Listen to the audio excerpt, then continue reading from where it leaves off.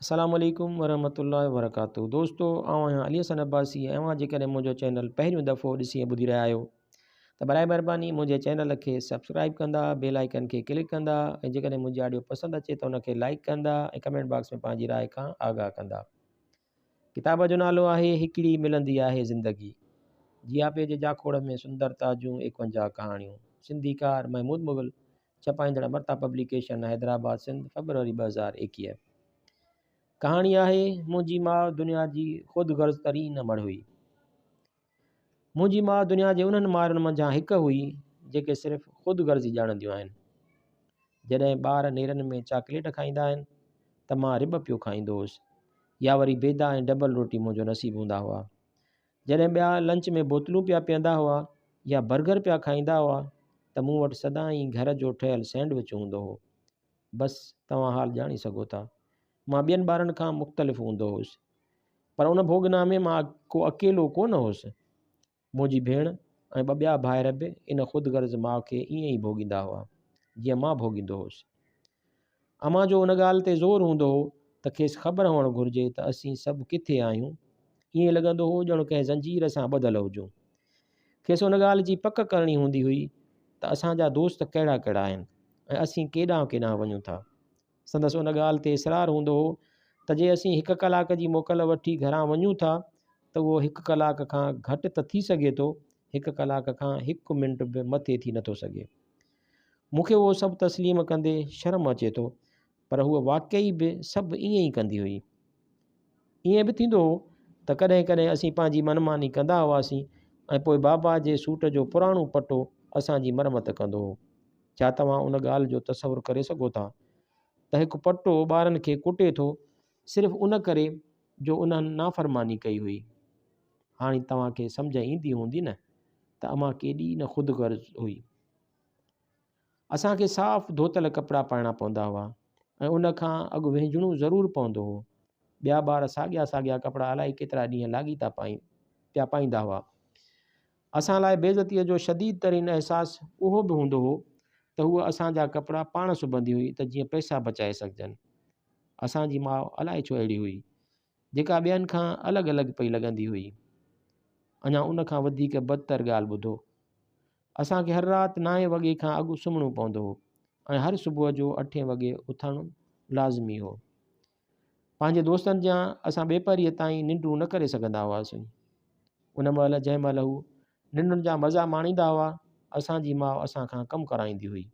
असांखे थांव धोइणा पवंदा हुआ, बिस्तरनि जूं चादरूं सिधियूं करणियूं पवंदियूं हुयूं, हर क़िस्म जो खाधो रंधणु सिखणो पवंदो हो। असांखे लॻंदो हो त हूअ सॼी राति जाॻी असां ते मुख़्तलिफ़ ज़ुल्म करण लाइ सोचींदी रहंदी हुई, सुम्हंदी ई कोन हुई। उहो सदाईं असांखे सिर्फ़ु ऐं सिर्फ़ु सच ॻाल्हाइण लाइ चवंदी हुई, पोइ भली उन में मौत छो न अचे। जॾहिं असां मुछुनि जे सावक सां थियासीं त हू अञा वधीक होशियारु थी चुकी हुई ऐं असांजूं हयातियूं अञा वधीक ॾुखियूं बणिजी वियूं हुयूं। असांजो को बि दोस्त घिटीअ में गाॾीअ जो हार्न कोन वॼाईंदो हो, छो जो उहा सोचींदी हुई त मतां को पाड़े में आराम कंदो हुजे या वरी बीमार हुजे। सभिनी दोस्तनि खे घर जे दर ते अची सॾिणो पवंदो हो, जेको असांखे ॾाढो शर्मसार कंदो हो। मूंखे मैक्सिको फ़रार थियण जो वझ बि न पे मिलियो ऐं मथां वरी जॾहिं मुंहिंजा दोस्त पंहिंजनि छोकिरियुनि दोस्तनि सां 12-13 सालनि जी उमिरि में गॾिजी घुमी फिरी सघिया पए त अमां मूंखे उहा इजाज़त 15 सालनि जी उमिरि खां पोइ ॾिनी, जॾहिं मां ॾाघु थी चुको हुउसि। उन्हनि सालनि में असां का बि वाध विझ न कई। असीं पंहिंजनि दोस्तनि वांगुरु कूड़ बदूड़ हणी हंध में सुम्ही बीमार हुअण जी अदाकारी न करे सघंदा हुआसीं ऐं स्कूल खां भॼी न सघंदा हुआसीं। हू त ॻाल्हि ॻाल्हि ते मोकल कंदा हुआ ऐं असांखे ज़रूर बि ज़रूरु सुठियूं मार्कूं ऐं फुल हाज़िरी वठणी हूंदी हुई। असांजे दोस्तनि जा रिज़ल्ट कार्ड्स मुख़्तलिफ़ रंगनि सां भरियल हूंदा हुआ, फेल थियण लाइ ॻाढ़ो रंग ऐं पास थियण लाइ कारो। उहा बि मुसीबत हुई जो अमां खे उहो कारो रंग ॾाढो पसंदि हो ऐं असांजा कार्ड सदाईं कारा रहिया।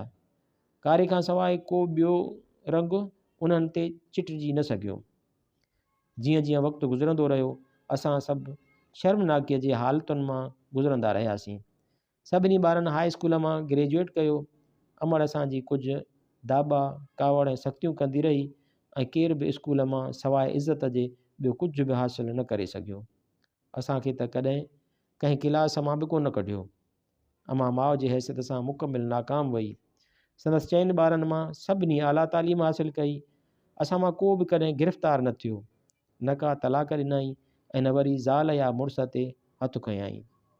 असां मां हर हिकु भाउ वतन जी ख़िदमत में हिसो अदा कंदो रहियो। हाणे उन सॼी शराफ़त लाइ असां कंहिंखे ॾोही चऊं, बल्कि ठीकु सॼो ॾोह असांजी ख़ुदिगर्ज़ माउ जो ई आहे।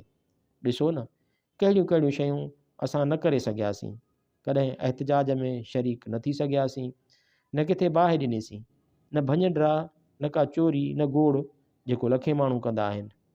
हुन असांखे ख़ुदा जो ख़ौफ़ महसूसु कराईंदे परवरिश कई ऐं ईमानदार माण्हू ठाहियो।